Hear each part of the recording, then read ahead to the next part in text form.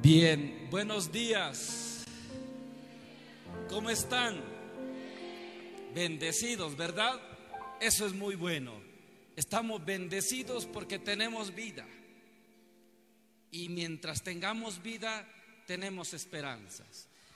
El padre Amatuli decía que los sueños se acaban hasta que se muere el soñador. Mientras el soñador esté vivo, los sueños siguen vigentes. El tema que les quiero compartir es con referencia a la familia. Y esto no solamente debe de interesarle a los que están casados, sino a los jóvenes que se quieren casar. ¿Por qué? Porque todos deseamos tener una familia feliz, ¿sí o no? ¿O quién quiere tener una familia donde haya peleas, donde haya golpes, gritos? Nadie quiere una familia así. Todos queremos tener una familia feliz. Por eso, los casados, acuérdense con qué intención se casaron. Con la intención de ser felices, ¿verdad? Y creían que si se casaban con esa persona iban a ser felices. Por eso muchos no esperaban la hora para casarse. Y yo pregunto, ¿y después de varios años, el matrimonio que usted tiene es el matrimonio que usted soñaba? La mayoría de los casados me van a decir, no, mi matrimonio no es como yo esperaba. Y por eso muchos terminan cantando, los caminos de la vida no son como yo pensaba. Y por eso algunos creen que la felicidad en el matrimonio no es posible. Y cuando hablamos de un matrimonio feliz, de una familia feliz, muchos dicen, eso no es posible. Usted habla de una familia feliz porque no conoce mi familia. Usted habla de un matrimonio feliz porque no conoce a mi marido. Usted habla de un matrimonio feliz porque no conoce a mi mujer. Si usted supiera cómo está mi matrimonio, usted dejaría de estar pensando en una familia feliz. Y hemos empezado a creer que el matrimonio como tal es malo. Por eso nuestros jóvenes, las nuevas generaciones, ¿qué piensan? Que casarse es un compromiso demasiado grande. Por eso las nuevas generaciones ya no se casan, ya solo se juntan, ¿sí o no? Y dicen, bueno, nos vamos a juntar a ver qué pasa. Si nos entendemos, seguimos adelante. Si no, cada uno sigue su camino. Y por eso muchos ya tienen miedo a casarse, porque creen que el matrimonio es complicado, que el matrimonio es solo para pelear. ¿Por qué muchos jóvenes tienen miedo a casarse? Porque son testigos de la realidad que vive el matrimonio de sus padres. Y los matrimonios que ven los jóvenes son matrimonios que viven peleando y que viven en conflictos. Ahora yo pregunto, ¿cómo un joven va a querer casarse si mira que los matrimonios que conoce viven en contiendas? Por eso la mayoría ya no cree en el matrimonio. Ahora, por eso quiero que empecemos desde el inicio, desde que Dios creó el matrimonio. Veamos cómo creó Dios el matrimonio y veamos si el matrimonio era bueno o era malo. Vayamos al libro del Génesis. Los de la pista, si quieren, la apagan o le bajan un poquito. Escuchen lo que decía Dios cuando terminaba de crear algo. Génesis capítulo 1, versículo 24. En el versículo 24 dice que Dios creó la tierra y todas las especies de animales del campo, reptiles y fieras. Y cuando Dios terminó de crear esto, el versículo 25 dice, y vio Dios que todo era bueno. Es decir, la creación que Dios hizo, dice que cuando Dios creó todo lo que existe, Dios vio que todo eso era bueno. Ahora fíjese, cuando creó el matrimonio, ¿qué fue lo que dice? En el mismo capítulo 1, ahora el versículo 31. Fíjese lo que dijo del matrimonio. Dios vio que todo cuanto había hecho era muy bueno. Ahora ya no dice que es bueno, ahora dice que es muy bueno. Es decir, el matrimonio está diseñado para que funcione perfectamente. Porque cuando Dios estableció el matrimonio, lo hizo muy bien. Alguien se preguntará, si el matrimonio es muy bueno, ¿por qué el mío no funciona? Si desde que Dios estableció el matrimonio, Dios estableció el matrimonio para que funcionara perfectamente bien, ¿por qué el mío no funciona? Y eso es lo que vamos a descubrir hoy. ¿Por qué los matrimonios a veces no funcionan? ¿Por qué los matrimonios ahora viven en contiendas? Y por eso les decía, esto no solo debe interesarle a los adultos que ya están casados, sino a los jóvenes que quieren casarse y que sueñan con tener una familia feliz. Pero las familias felices no se construyen solo por el deseo. Entre el ser y el no ser hay un qué hacer. Ahora, ¿por qué si el matrimonio es muy bueno, por qué no funciona en algunas personas? Por una sola razón, porque no conocemos el matrimonio como tal. Muchos no se preparan para el matrimonio. A la mayoría solo le interesa juntarse con una persona, pero nunca se prepara para convivir con esa persona por el resto de la vida. Y por eso cuando estamos enamorados se nos hace bien fácil prometer 1000 cosas, pero cumplir esas cosas que prometiste es difícil. Por eso se dice que cuando estamos enamorados nosotros le decimos a nuestra pareja: yo solamente tengo ojos para ti. Pasa el tiempo y después tienes ojos para todas, menos para la mujer que elegiste. No cumplimos lo que prometimos. Mujeres, ¿qué tanto le prometió su marido para que usted aceptara casarse con él? Ahora yo le pregunto, ¿y le cumplió fielmente todo eso? No. ¿Por qué no? Porque lo único que le interesaba era tener una compañera de vida, pero no se preocuparon por conocer el matrimonio como tal. El matrimonio es un proyecto de Dios. Y en ese proyecto de Dios que es el matrimonio participa un hombre y una mujer que son los responsables de engendrar las nuevas generaciones. Y que no solamente son responsables de engendrar a las nuevas generaciones, sino de educar a las nuevas generaciones. Y por eso la sociedad que tenemos hoy es el resultado de las familias que tenemos. Yo les hago una pregunta: ¿de dónde creen que vienen los ladrones? ¿Ustedes creen que los ladrones vienen de otro país?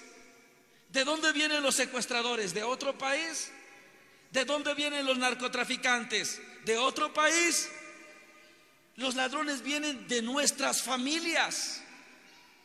Y por eso cuando nos quejamos del presidente, es que el presidente no sabe poner orden. Por ejemplo, eso lo decimos mucho en México.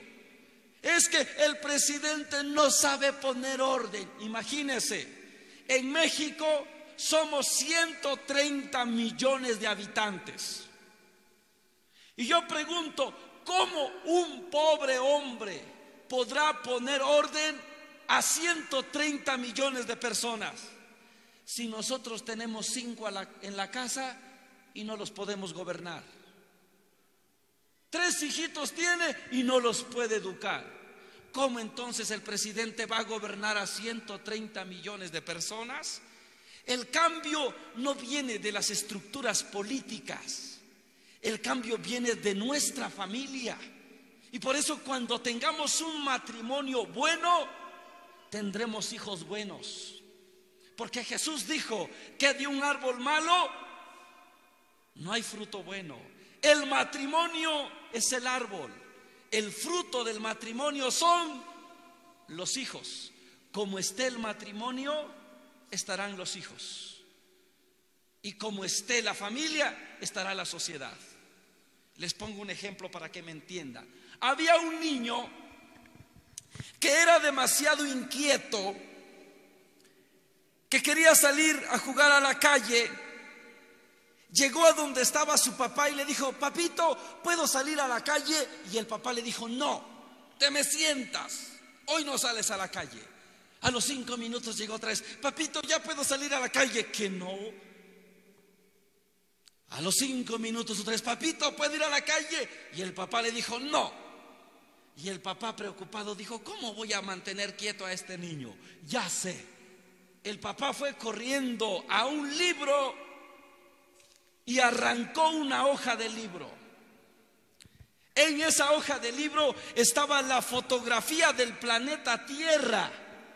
Así que el papá fue a buscar una tijera y cortó en pedacitos la hoja y le entregó el puñito de papelitos al niño y le dijo: cuando tú termines de ordenar la tierra, puedes salir a jugar a la calle. El niño recibió los pedacitos y el papá se fue a ver la televisión. El papá estaba seguro que el hijo nunca podría ordenar el planeta Tierra. A los 5 minutos llegó el niño: papá, ¿ya puedo salir a la calle? Y el papá le dijo: hasta que ordenes el planeta Tierra. Y el niño llevaba escondida la hoja y le dijo: mira, papá, aquí está. Y el papá se quedó con la boca abierta porque vio que el niño sí pudo ordenar el planeta Tierra. Entonces, asustado, le dijo: ¿cómo pudiste ordenar el planeta Tierra si tú no conoces cómo es? Y el niño le dijo: bien fácil, papá. Es que tú solo viste de un lado de la hoja. De este lado estaba el dibujo del planeta Tierra, pero del otro lado estaba el dibujo de una familia. Y yo solo ordené la familia, puse la cabecita, la manita, los pies. Cuando ordené la familia, le di vuelta a la hoja y ya se había ordenado el planeta Tierra. Con esto, ¿qué quiero decirles? Que el cambio en el mundo vendrá cuando cambie nuestra familia. Y la familia cambiará cuando los matrimonios cambien y seamos diferentes. Cuando tengamos padres buenos, tendremos hijos buenos, porque los hijos se forman en el hogar. Y por eso yo les decía, el matrimonio fue creado por Dios como algo muy bueno, pero no funciona porque no nos preocupamos por conocerlo. Y les voy a poner un ejemplo. Este teléfono lo compré hace 1 año y tenía tanta prisa que solo lo saqué de la caja, le puse el chip y lo prendí. Un día fui a la casa de un amigo y salió su hijo como de 9 años y me dijo: oiga, hermano, ¿usted sabe cómo se prende la cámara de su teléfono? Y le dije: sí, me meto a la aplicación. Y el niño me dijo: no. ¿Y entonces cómo? Y me dijo: mire, solo mueva su mano así con el teléfono. Y me dijo: mire, ya se prendió la cámara. Y yo me quedé con la boca abierta. ¿Y ahora cómo lo apago? Y me dijo: mueva otra vez la mano. Y el teléfono ya se le apagó. ¡Wow! Y luego me dijo: ¿y sabe cómo se prende la lámpara? Y le dije: sí, me meto a la aplicación. Y me dijo: no. Entonces, sacuda el teléfono. Y se prendió. ¿Y cómo se apaga? Le dije: sacúdalo otra vez. Y se apagó. Y me quedé con la boca abierta. Ese niño sabía usar más el teléfono que yo. Entonces, así como con mucha vergüenza, me acerqué al niño y le dije: oye, ¿tú cómo sabes cómo funciona mi teléfono? Y me dijo: hermano, porque mi papá tiene un teléfono igualito que el de usted. Y cuando mi papá compró el teléfono, ese teléfono traía un manual.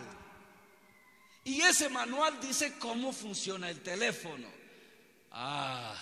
De razón que no lo sé usar, porque yo nunca leí el manual de mi teléfono. Yo solo lo prendí y me puse a usarlo, por no haber leído el manual. Asimismo le pasa al hombre. ¿Por qué el hombre no es feliz? ¿Por qué su matrimonio no es feliz? ¿Por qué su familia no es feliz? Porque no ha leído el manual de su vida, no ha leído el manual de su matrimonio, no ha leído el manual de su familia. ¿Y cuál es el manual que no hemos leído? La palabra de Dios. Seamos honestos y nos hagamos una pregunta: ¿cuántas veces usted ha leído la Biblia completa? Nunca. De razón no sabe qué hacer con su vida. ¿No ha leído el manual? ¿Cuántas veces usted con su esposo o con su esposa ha leído la Biblia? Nunca. De razón no han leído el manual de su matrimonio. ¿Cuántas veces como familia, así reunidos, se han juntado para leer la Biblia? Nunca. ¿Cómo entonces va a funcionar perfectamente la familia si no hemos leído el manual? Por eso el salmista dice en el Salmo 119: lámpara es a mis pies tu palabra y una lumbrera para mi camino. ¿Por qué el hombre camina en tinieblas? ¿Por qué los matrimonios caminan en tinieblas? ¿Por qué las familias caminan en tinieblas? Porque no han hecho de la palabra de Dios la luz de su vida. Y por eso hoy tenemos hijos que no quieren ir a la iglesia. Hoy tenemos hijos que no respetan a Dios. ¿Saben por qué? Porque nosotros los padres no les hemos enseñado. Mi hija más grande tiene 5 años. Hace un mes iba conmigo en el carro y le hice una pregunta. Ella se llama Belén. Y le dije: Belén, ¿quién es Dios?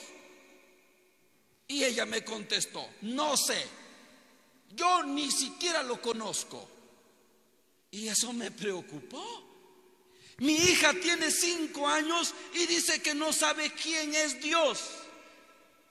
Y me hice una pregunta: ¿por qué mi hija no sabe quién es Dios? Porque yo no le he enseñado quién es Dios. ¿Cuántos hijos crecen y se mueren en una familia sin saber quién es Dios? ¿Por qué? Porque el papá no le enseñó quién es Dios. ¿Quién tiene entonces la culpa de que hoy tengamos una sociedad tan desordenada? Fíjense bien qué pensamos los viejos. Los viejos, cuando vemos a los jóvenes rebeldes, nos preguntamos: ¿qué le estará pasando a la juventud de ahora que ya se echó a perder? Y los viejos creen que los jóvenes ya se echaron a perder. Y yo le voy a decir una cosa: el problema de los hijos rebeldes no es problema de los hijos, es problema de los padres. No tenemos una generación de hijos rebeldes, tenemos una generación de padres desobligados, de padres que creen que ser padre es solo engendrar al hijo y ya.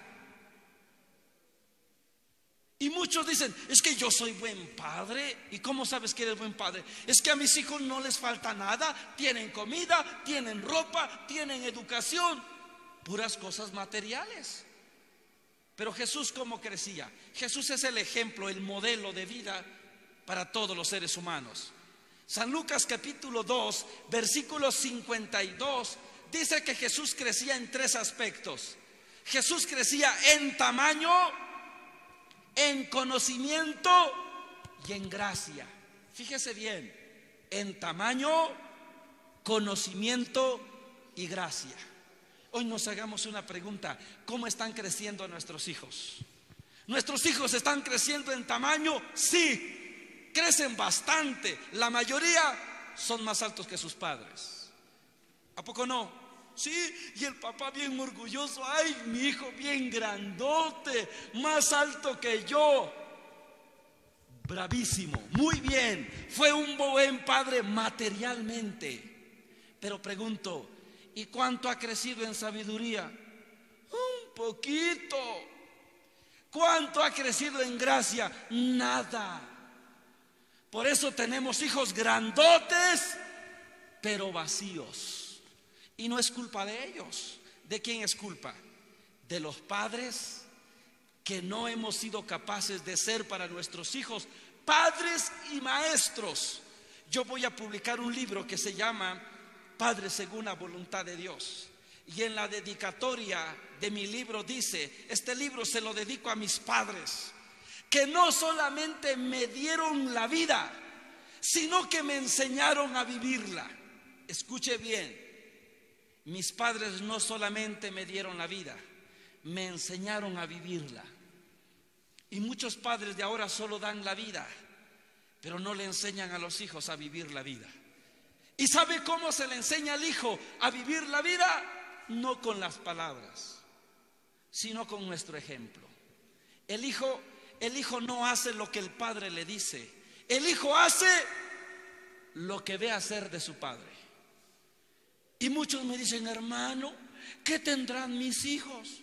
No entienden. Ya les hablé en quiché, en español, en inglés, hasta en francés, y no entienden. Claro, porque se la pasa hablando. El hijo no imita al padre por lo que el padre dice. El hijo imita al padre por lo que el padre hace. Jesús mismo lo dijo. Jesús dijo: yo no hago nada por mi cuenta. Yo hago todo lo que veo hacer a mi Padre que está en el cielo. El hijo no hace nada por su cuenta. El hijo hace todo lo que ve hacer a su padre. ¿Saben por qué yo predico? ¿Saben por qué yo soy predicador? Porque mi papá es predicador. Cuando yo era un niño chiquitito y todavía no caminaba bien, mi papá me llevaba a la iglesia y me sentaba aquí: siéntate aquí. Y mientras mi papá predicaba, yo estaba sentado ahí. Y por eso yo desde niño decía: cuando sea grande quiero ser como mi papá. Por eso yo digo: todo lo que hago y todo lo que sé lo heredé de mi padre, porque yo vi haciendo esto a mi padre. ¿Qué nos ven haciendo nuestros hijos? ¿Qué cosas hacemos frente a nuestros hijos? Y por eso los que estamos casados nos hagamos una pregunta: ¿qué cosas nos están viendo hacer nuestros hijos? Porque los hijos imitan todo lo que hacemos. Y es más, los hijos nos regresan todo lo que nos ven hacer. A mi hija, cuando la baño o cuando le cambio los zapatos, antes de ponerle los zapatos le beso los pies.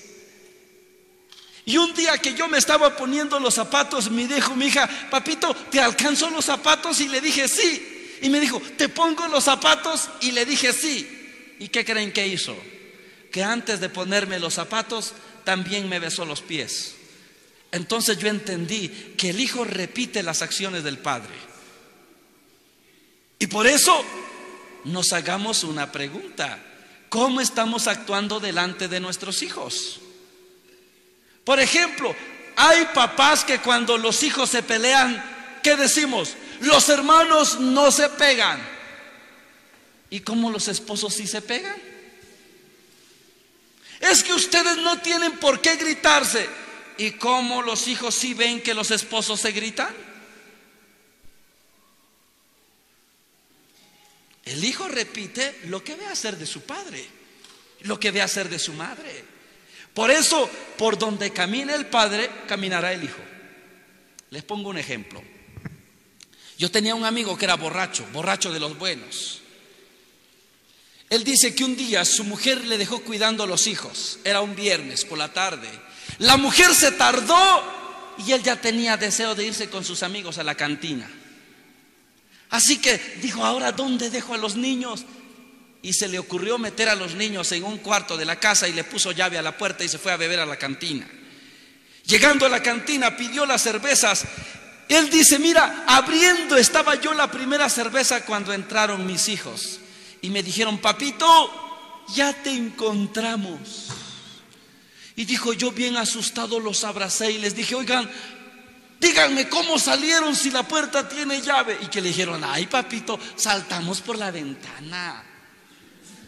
¿Y cómo supieron que yo estaba aquí? Y que los niños le dijeron, papito, afuera está cayendo nieve. Y cuando tú saliste de la casa, se quedaron grabados tus pasos en la nieve. Y nosotros seguimos tus pasos, tus pasos, tus pasos. Y tus pasos nos trajeron aquí. Y mi amigo dice, yo nunca había orado en mi vida. Pero ese día abracé a mis hijos y me puse de rodilla ahí en la cantina. Y le dije a Dios, Señor, no permitas que mis pasos sigan trayendo a mis hijos a estos lugares de muerte. Señor, que de ahora en adelante mis pasos lleven a mis hijos a encontrarse contigo.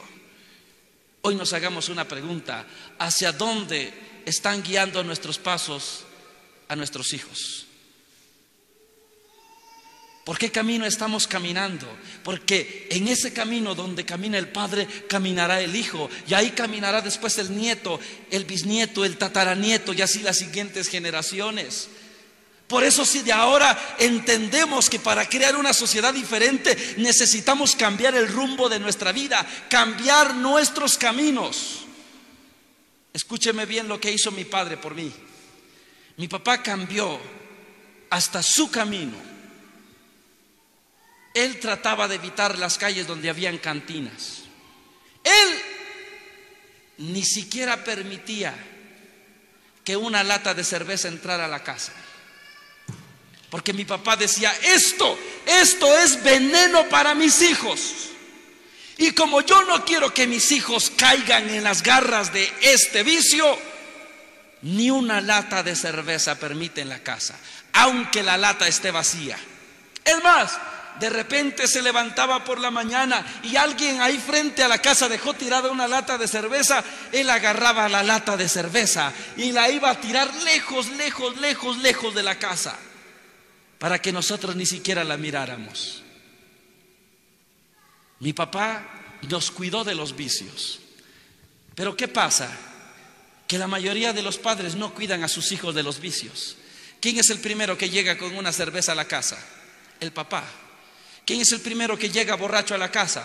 El papá. ¿Cómo después quiere que sus hijos no sean borrachos? ¿Con qué cara le puede decir el padre al hijo, no te emborraches si el primer borracho es él? ¿Cómo le puede decir el padre a sus hijos, no golpees a tu hermano si él es el primero que golpea a su mujer? ¿Con qué cara le puede decir? ¿Tiene autoridad moral? No tiene. Por eso, hoy nos hagamos una pregunta: ¿qué tipo de personas queremos ser de ahora en adelante? ¿Cómo se logra entonces construir un matrimonio feliz? Escúcheme bien. Si usted quiere ser feliz, si usted quiere tener un matrimonio feliz, si usted quiere tener una familia feliz, usted tiene que hacer una cosa. ¿Qué cosa? Escuchen lo que dice la Biblia en el libro de los Hechos de los Apóstoles, capítulo 13, versículo 22. Hechos 13, 22. Escuchen qué cosa era David para Dios. Y así como el rey David era para Dios, así debemos de ser nosotros para Dios. Y entonces vamos a ser felices, vamos a tener un matrimonio feliz, vamos a tener una familia feliz. Hechos 13, 22 dice: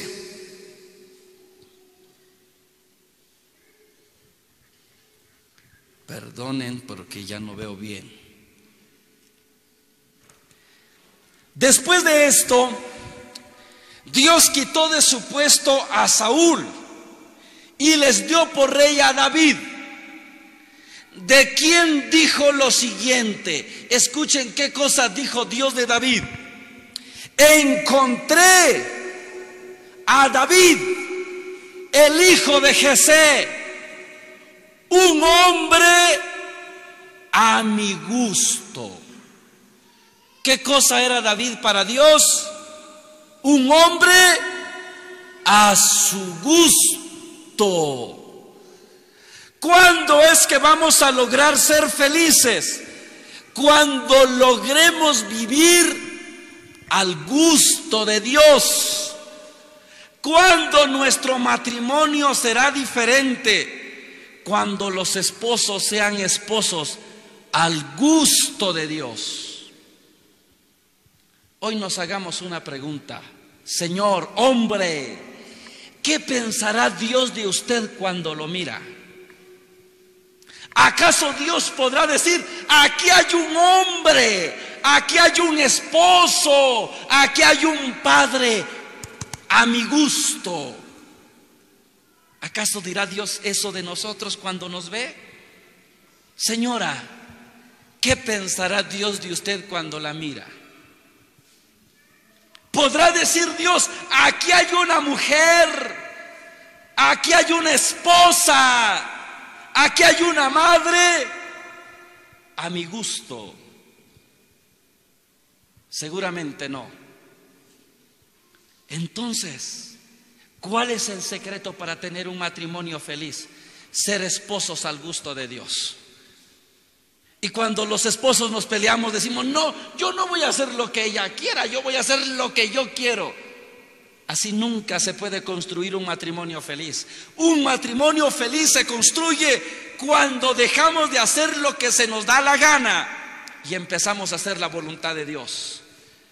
Siempre que unos jóvenes se van a casar, yo les pregunto, ¿quién va a mandar en la casa? Y casi siempre dicen yo, y casi se pelean antes de que se casen por quién va a mandar en la casa. Hace poco platiqué con unos novios que se iban a casar porque me dijeron, hermano, déles una plática. Se sentaron y les dije, antes de empezar todo, quiero hacerles una pregunta. Cuando ustedes se casen, ¿quién va a mandar en la casa? Los dos se miraron. Y sonriendo me contestaron, en la casa va a mandar Dios y nosotros dos vamos a obedecer. Ahí está la clave del matrimonio feliz, donde se hace la voluntad de Dios, no donde se hace la voluntad del marido, no donde se hace la voluntad de la mujer. El matrimonio feliz es donde se hace la voluntad de Dios. Y yo pregunto a los casados, cuando usted andaba de enamorado, ¿usted buscó a una mujer que hiciera la voluntad de Dios o solo buscó una mujer?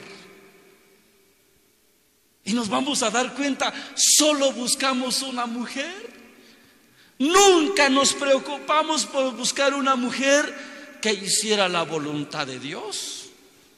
Señora, le pregunto a usted, cuando usted se casó, ¿usted buscó un hombre que hiciera la voluntad de Dios o solo buscó un hombre? Y nos vamos a dar cuenta que nunca nos interesó buscar un hombre según la voluntad de Dios. Y por eso ahora cuando hay señoras que dicen, hermano, hable con mi marido, es un borracho, no entiende. Y yo pregunto, ¿y cómo era su marido cuando era su novio? Era borracho. Ahí está, se lo merece. ¿No quieres un marido borracho? No aceptes un novio borracho. ¿Quieres un marido que haga la voluntad de Dios?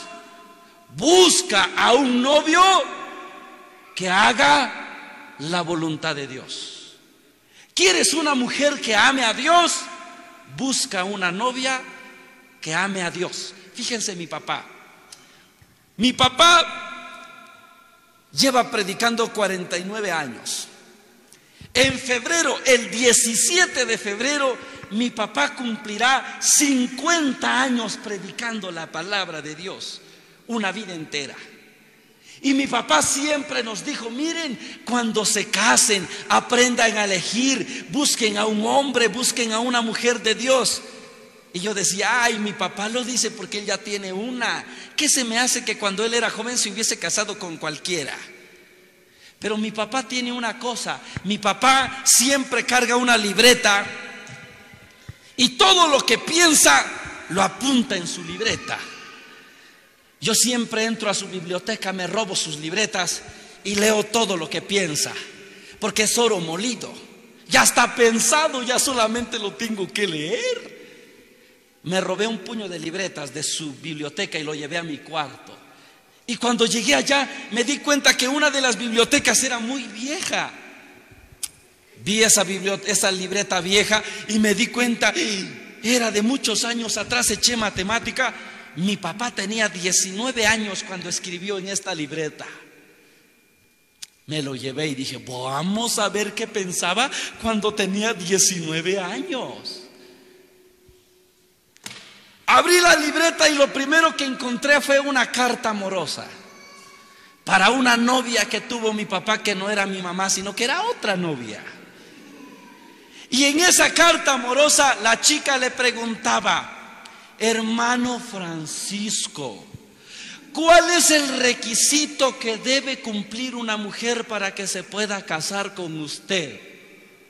Uy, eso me interesó.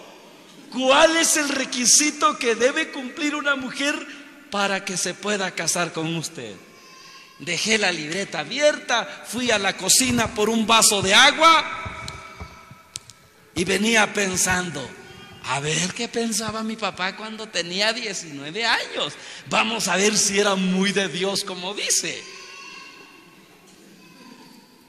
Llegué, abrí la libreta de nuevo, me limpié bien los ojos y la respuesta de mi papá fue: el único requisito que debe cumplir una mujer para casarse conmigo es que esa mujer ame más a Dios que a mí. A ver, de nuevo. El único requisito que debe cumplir una mujer para que se pueda casar conmigo es que esa mujer ame más a Dios que a mí.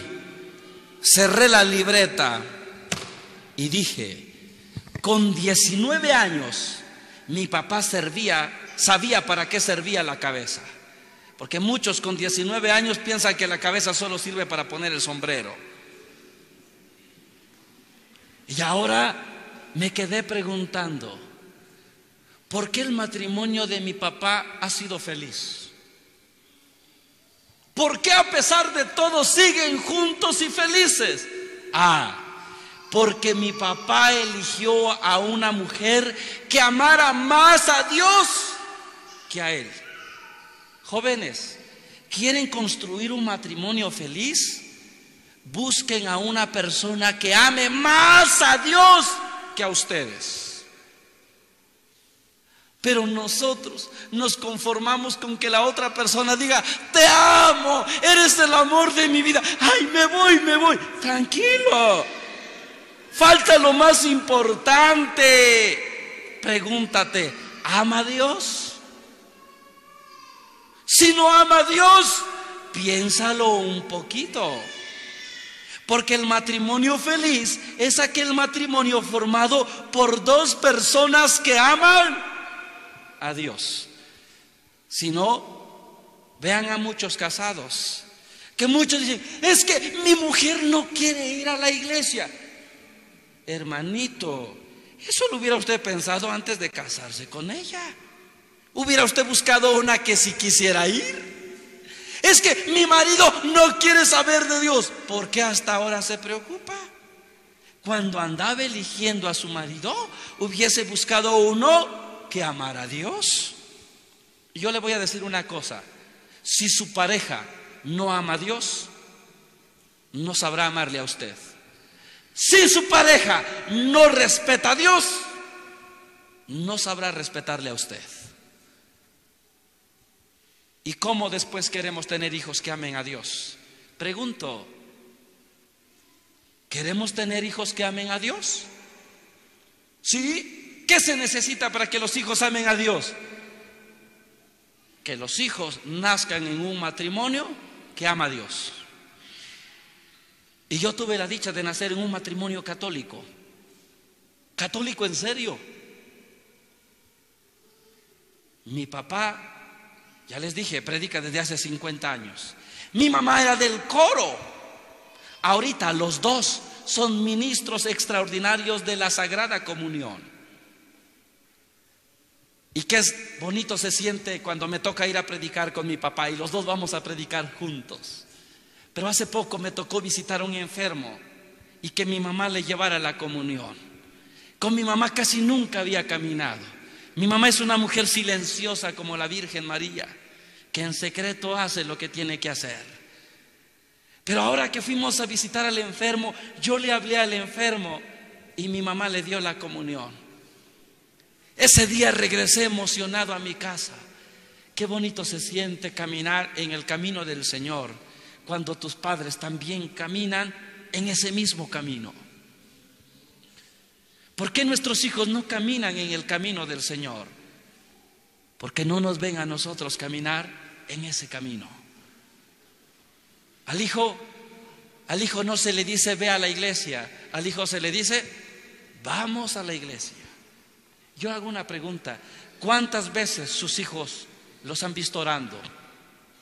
¿Cuántas veces sus hijos los han visto leyendo la palabra de Dios? ¿Cuántas veces usted le ha dicho a su hijo, hijo, ven, vamos a orar? ¿Cuántas veces usted le ha enseñado al hijo el poder que tiene la oración? ¿Cuántas veces usted ha entendido que la oración de un niño tiene más efectividad que la oración de un adulto? Porque el niño es un ser puro. Y yo les voy a decir algo. Hace un tiempo atrás, mientras orábamos con mi hija, se me ocurrió decirle, hoy te toca pedir a ti algo a Dios, algo que tú quieras. Porque ella solo nos acompañaba a orar y nomás escuchaba ya. Pero ese día le dije, a ver, ¿qué le quieres pedir a Dios? Y mi hija dijo, yo no quiero nada, pero yo solamente le voy a pedir a Dios un sombrero para mi Tito. Tito le dice a su abuelito. Y dijo, Señor, yo te pido un sombrero para mi Tito, porque el sombrero de mi Tito está muy viejo y creo que ya necesita un nuevo. Y eso pidió. Al día siguiente en la tarde fui a visitar a mi papá y me dijo, oye, fui a pasear allá con un amigo y ese amigo tenía ahí colgado un sombrero de los finos. Y que le dijo, hermano Panchito, ¿de casualidad le gusta usar sombreros? Digo, porque si le gusta, yo le regalo ese. Y que mi papá dijo, no, sí me encantan los sombreros. Y que le dijo, pues llévese ese sombrero. Un sombrero de los finos. La oración de un niño no tarda 24 horas en que Dios lo responda. Y cuando dije, ayer pidió la niña el sombrero, yo ya está. Ay, ¿por qué no pidió un helicóptero? Oh, ya tuviéramos un helicóptero. Por eso, los papás tenemos que enseñarle a nuestros hijos que cerca de Dios la vida es mucho mejor. Por eso, hoy nos hagamos un proyecto nuevo de vida. Y que este proyecto nuevo de vida sea tener una vida al gusto de Dios, tener un matrimonio al gusto de Dios. Y entonces vamos a tener una familia, vamos a tener hijos al gusto de Dios. Y el hijo que crece en una familia cristiana no necesita amenazas, no necesita castigos para que haga el bien. Yo no leo la Biblia porque mi papá me obligó a leer la Biblia. Yo leo la Biblia porque yo vi a él leer la Biblia. Y a mí me encantaba ver a mi padre leyendo la Biblia. ¿Saben cómo conseguí mi primera Biblia? Mi papá fue un día a dar un curso bíblico a una parroquia de 3 días. Los hermanos se iban a sus casas y dejaban las Biblias ahí. Ese día yo me quedé viendo dónde está la Biblia más bonita y la Biblia más pequeñita que sea como Biblia de niños. Y vi que en la mesa había una Biblia chiquitita y me la robé. La eché en mi mochila porque yo quería una Biblia de mi tamaño. Antes de irnos de ese lugar, mi papá empezó a registrar mi mochila. Ese era vivísimo, no lo engañabas. Registró mi mochila y se dio cuenta que yo llevaba una Biblia y me dijo: deja esa Biblia que no es tuya. La tuve que regresar. Y me dijo: mira, cuando lleguemos a tal parte yo te voy a comprar una Biblia. Pasamos a tal sitio, fuimos a la librería parroquial, me compró una Biblia latinoamericana de esas chiquititas. Luego me compró una mochilita y me entregó: toma tu Biblia y tu mochilita. Y por eso para mí era una alegría ir a la iglesia, porque siempre que íbamos a la iglesia yo iba corriendo a buscar mi mochilita con mi biblita chiquitita. Y para mí era un deleite usar la Biblia. Hoy tenemos padres y matrimonios que no aman la palabra de Dios. En general, en el catolicismo hay un abandono total de la palabra de Dios. Les pongo un ejemplo y con esto termino. Hace falta que nos enamoremos de Dios, porque cuando alguien se enamora de Dios, también se enamora de su palabra. Y les pongo un ejemplo.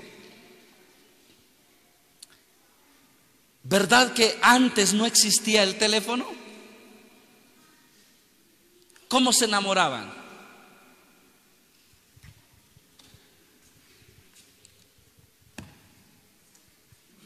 Por cartas. El chico le escribió una carta a su novia. La novia recibía la carta, lo leía y se emocionaba. Algunas hasta lloraban. Después de leer la carta, lo guardaba bien en un jarrito donde no lo comiera la rata. Cuando estaba triste de nuevo, iba a sacar la cartita y lo leía. Ya lo había leído 500 veces y todavía se emocionaba. Yo digo, ¿por qué a esa persona no le aburría leer la carta si ya sabía qué decía? Porque estaba enamorado, estaba enamorada. Cuando tú te enamoras de una persona, también se enamoras de su voz. ¿No les pasó a ustedes? A mí sí. Yo escuchaba la voz de mi esposa por teléfono y decía: ay, no hay una voz más agradable que esa. Y por eso le digo siempre que me llama por teléfono, siempre que te escucho en el teléfono, recuerdo el tiempo cuando andábamos de enamorados y tenía que escuchar tu voz a través del teléfono.